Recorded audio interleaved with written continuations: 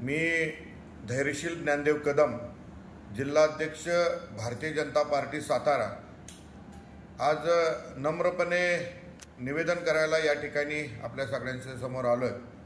मी सुद्धा मराठा जातीतला आहे, मला सुद्धा मराठा जातीचा खूप अभिमान आहे।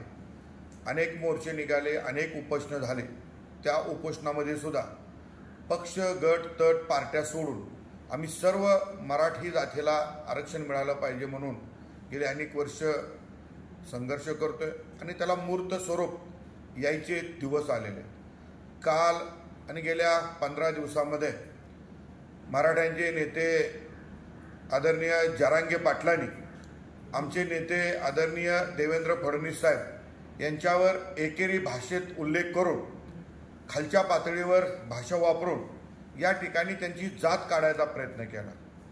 खरं तर मला आपल्या सगळ्यांना या दृकश्राव्य माध्यमातून सांगायचं आहे की ज्यावेळी आदरणीय देवेंद्र फडणवीस साहेब मुख्यमंत्री होते त्यावेळी मराठ्यांना आरक्षण दिलं, ते या ठिकाणी हायकोर्टात टिकलं, त्याच्यानंतर ते सुप्रीम कोर्टात गेलं। दुर्दैवानं महाविकास आघाडीचं सरकार आलं आणि महाविकास आघाडीच्या सरकारच्या नाकर्तेपणामुळे या ठिकाणी मराठ्यांचं आरक्षण गेलं, हे कुणीही ठळकपणे नमूद करत नाही। फक्त आता निवडणुकीचा कालावधी आहे आणि निवडणुकीच्या पार्श्वभूमीवर फक्त देवेंद्र फडणवीस साहेबांना टार्गेट करायचा प्रयत्न केला जातो। एक जिल्हाध्यक्ष म्हणून, एक मराठा कार्यकर्ता म्हणून मला हे कुठंतरी चुकीचं वाटतंय।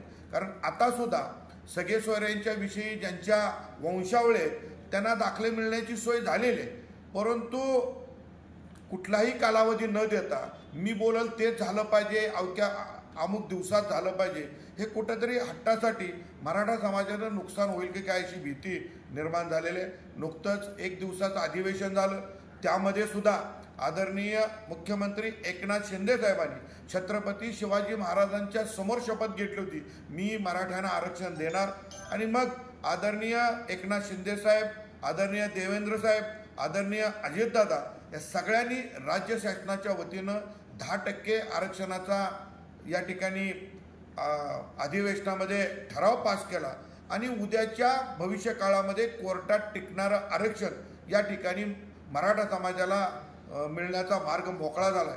असं असताना सुद्धा कुठंतरी महाविकास आघाडीच्या नेत्यांच्या स्क्रिप्ट वाचून या ठिकाणी महायुतीला बदनाम करायचं काम आणि महायुतीच्या नेत्यांना बदनाम करायचं काम जरांगे पाटलांच्याकडनं सुरू आहे। हा खरं तर निंदनीय प्रकार आहे। भाजपचा कार्यकर्ता म्हणून हे कदापि खपवून घेतलं जाणार नाही। ठीक आहे, मराठा समाजाच्या लढ्याला आम्ही सुद्धा 2 पावलं पुढे आहोत, परंतु एकेरी बोलणं, आई वडिलांच्यावरून शिव्या देणं आणि अश्लील बोलणं हे काही मुरब्बी नेत्याचं लक्षण नव्हतं। आपल्याला सगळ्यांना थोडं संयम बाळगावं लागेल, शांत व्हावं लागेल आणि शांतपणे अहिंसेच्या मार्गानं आपल्याला आपला लढा सुरू ठेवावा लागेल आणि आपल्याला मराठ्यांना आरक्षण घ्यावं लागेल। परत एकदा सांगतो, आमचे नेते आदरणीय देवेंद्र फडणवीस साहेब यांनी या अगोदर सुद्धा मराठ्यांना आरक्षण दिलं होतं, यानंतरही मराठ्यांना आरक्षण देण्यासाठी तेच कटिबद्ध आहे।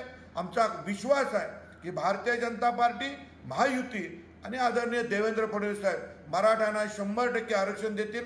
फक्त याचं राजकारण कोणी करू नये एवढी विनंती या ठिकाणी करतो आणि हा निंदनीय प्रकार थांबवावा। जय हिंद, जय महाराष्ट्र, जय भाजपा। देश विदेशातील प्रत्येक घडामोडींचे लाईव्ह अपडेट मिळवण्यासाठी आता साम टीव्हीच्या सर्व सोशल मीडिया प्लॅटफॉर्मला लाईक, फॉलो आणि सबस्क्राईब करा। तसंच सर्व नोटिफिकेशनसाठी बेल आयकॉन प्रेस करायला विसरू नका।